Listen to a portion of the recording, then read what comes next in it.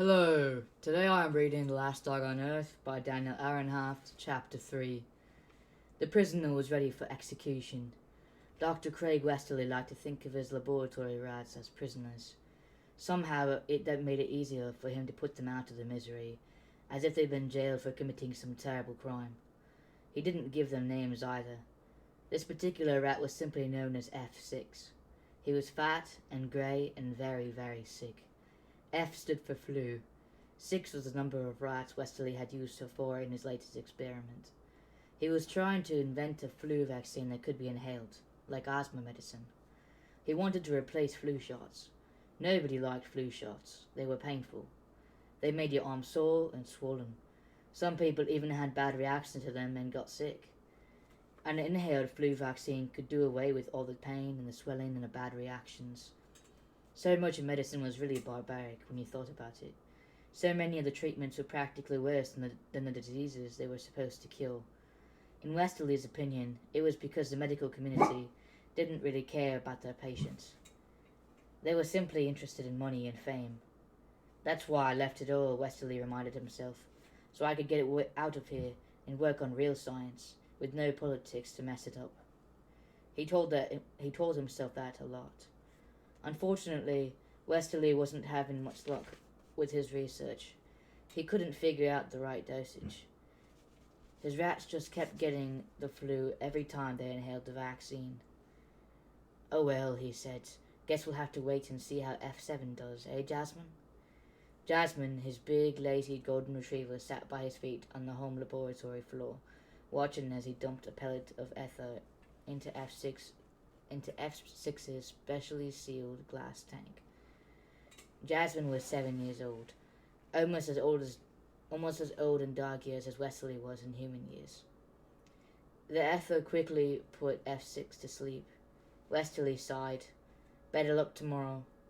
He and Jasmine headed up to the back porch. There was a tree at the edge of the Westerly's property that reminded him of a tree he used to climb as a boy. It was an evergreen, tall and cone-shaped. The branches were as solid and evenly spaced as the rungs on a ladder. At sunset, if the weather was nice, Westerly would sit on the back porch and watch the tree change colors. Jasmine usually lay beside him.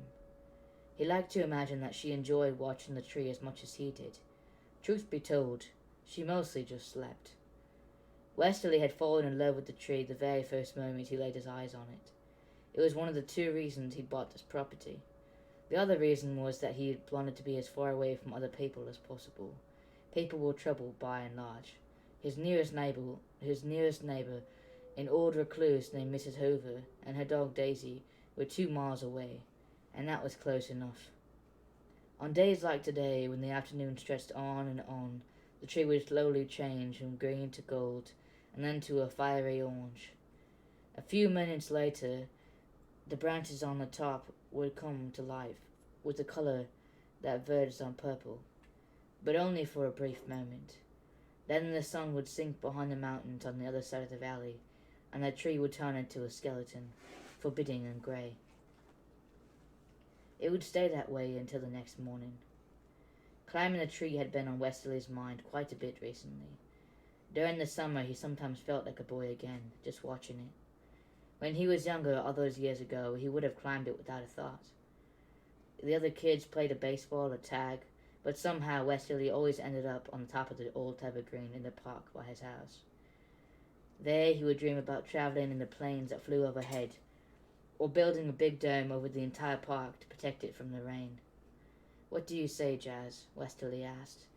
"Do you think I can climb this one?" Jasmine was half asleep at his feet. She looked like a furry yellow pillow. She opened her droopy eyes, then sniffed and closed them again. Westerly smiled. What's that supposed to mean? He loved asking Jasmine questions, because he could interpret her answers any way he saw fit. Given her slouchy, uninterested mood, she could be saying, "Come on, sure you could climb that tree. You're only 50 years old. That's nothing." Or maybe she was daring him to do it. "Don't waste my time talking about climbing the tree. Wake me up when you're at the top."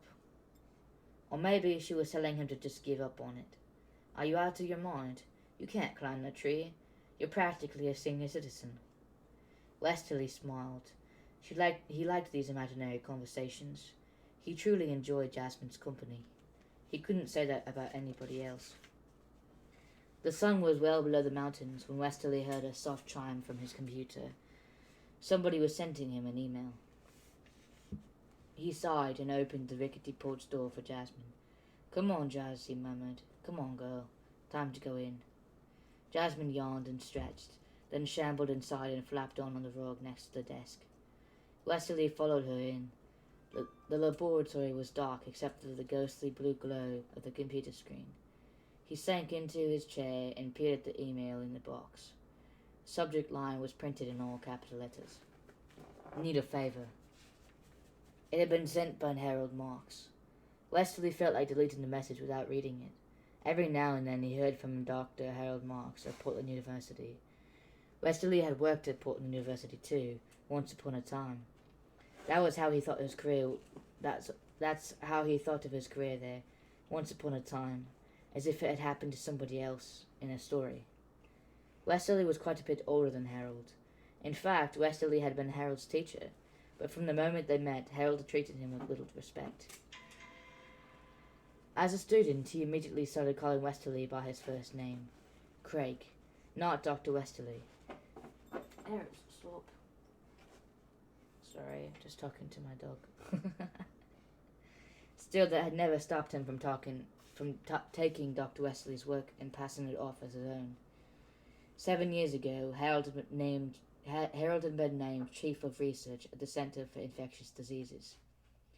Westerly couldn't believe it when it had happened. The man didn't have an original thought in his head. He wasn't even a good researcher. Westerly didn't want a job for himself. He had no interest in being anybody's boss. But he certainly didn't want Harold to be his boss, so he protested. But Harold got the job anyway, and the very first thing he did was fire Westerly. "I'm sorry," Harold had told him. You just don't know how to get along with people." And then Westerly had gone home and told his wife, and a few weeks later she had kicked him out too. Not as bluntly as Harold. No, instead she said in her soft voice, "Maybe you ought to try to talk to Harold about getting your job back." And when he'd argued with her, explaining that there was no way he'd ever go back to Portland, she'd said, "Craig, you're not being reasonable. Can't you just try for once to get along with him?" And then later she'd said, "You're not being fair to your family. We can't live like this, Craig." So he'd left. Just said so long to everything. Wife, kid, house, job, life. And come up here. Maybe Harold was right about me, Westerly thought. Maybe I don't know how to get along with people. But getting along with people had nothing to do with science. It could even get in the way of science. How could you concentrate on your research if you were constantly worrying about what other people thought? Harold's problem was that he cared too much about what other people thought. Of course, the only reason he cared was because he wanted power. As far as Westerly had ever been able to tell, nobody respected Harold. But they did fear him, feared his power. Everybody at the university was scared of him. And if he couldn't control you, he got rid of you. Like he got rid of me. Whatever, that was in the past. Westerly wasn't bitter anymore. Life was good here in the Cascade Mountains. He built his own laboratory so he could work on any kind of research he wanted. Nobody could betray him or kick him out of their lives. Not Harold Marks, not his ex-wife, no one. He was alone. He could play with Jasmine whenever he felt like it and wear his pajamas all day. He was wearing a pair of flannel PJs right now, in fact. And tie his grey hair back in a ponytail and never, ever, ever have to worry about getting along with other people. He clicked open the email. "We're looking for your research paper on prion diseases. We've been notified that there's been a small outbreak of an unidentified illness among dogs in Redmond, a town in the southern part of the state. It seems to mimic symptoms of both mad cow disease and rabies, very much the way you described in your paper. Do you have a copy on file? We can't find it here. If you have it, send it." Westerly stopped breathing. In an instant he forgot his annoyance at being disturbed, or even being asked to do Harold a favor. Prion diseases. Westerly hadn't thought about prion diseases in a long, long time. But if Harold was correct in his suspicions, then a small outbreak could be nothing of the sort. It might appear to be small at first, but it wouldn't take long for a few cases to develop into something far more dangerous, something along the lines of a full-scale epidemic. Prions were tiny, tiny strands of protein. Generally they were harmless, but every now and then a prion would become mishappened, malformed. The term in the scientific community was misfolded. Westerly had always likened these misfolded prions to bad seeds. Once they found their way inside of an animal and planted themselves there, the entire animal turned rotten. Prion diseases weren't like other diseases, which are caused by bacteria or viruses, like the flu, for instance. Misfolded prions couldn't be stopped. Worst of all, misfolded prions were found in food. Milk, meat, cheese, almost any kind of food that came from animals. The good news, if any news could really be considered good, was that prion diseases weren't directly contagious from one species to another. Mad cow disease, for instance, almost certainly could only be caught by healthy cows from infected ones. But even so, that particular epidemic caused near panic in England when scientists discovered that humans could contract a related disease by eating the meat of infected cows. Before mad cow disease was brought under control, people were concerned that the entire population of cows in England would have been destroyed. Back at the university, Westerly had tried to prove to Harold how dangerous prion diseases could be. He'd even written a paper on the subject, the very same paper Harold now wanted, in fact. But Harold had never been enthusiastic about it. No prion disease had ever occurred on a large scale in the United States. Humans mostly got it from eating spoiled beef in underdeveloped countries. There was a tribe in New Guinea that had gotten a prion disease called Kuru Kuru from cannibalism. I've heard about that. It's like, if you're a cannibal, if you eat like other humans and shit, humans actually have like a ridiculous amount of iron. So if you eat other humans, the iron will affect your blood and like make you die from overdose of iron and like other types of vitamins and shit that people carry. It's kind of insane, honestly. Like, what the fuck? Okay, there was a tribe in New Guinea that had gotten a prion disease called Kuru from cannibalism.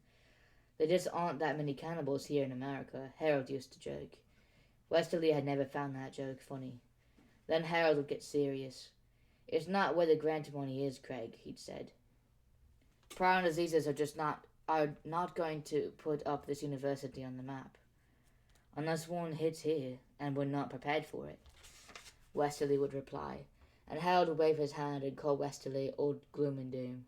I warned him, Jasmine, Westerly said, didn't I? Jasmine was asleep, lucky for her. Westerly leaned back in the chair. He knew he shouldn't panic. After all, Harold was a lousy scientist.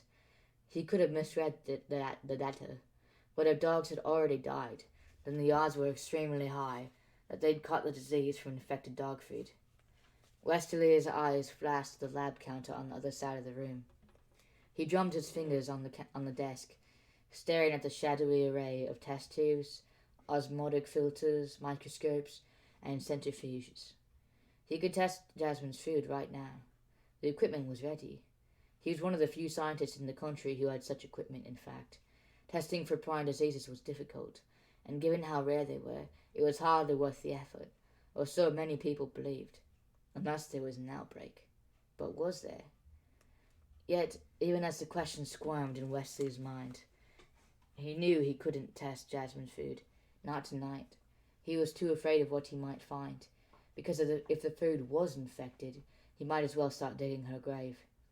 There was no cure for prion diseases, at least none that had been proven to work.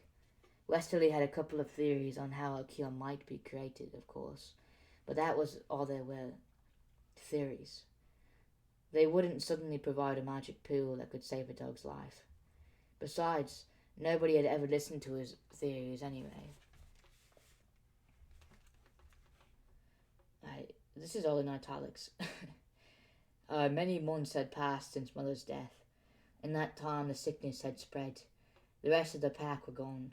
Only White Paws and the sheep pup remained, left to fend for themselves. They were young, not even a year old, but they were healthy, they were strong. White Paws assumed the role of leader. It was the law of the forest.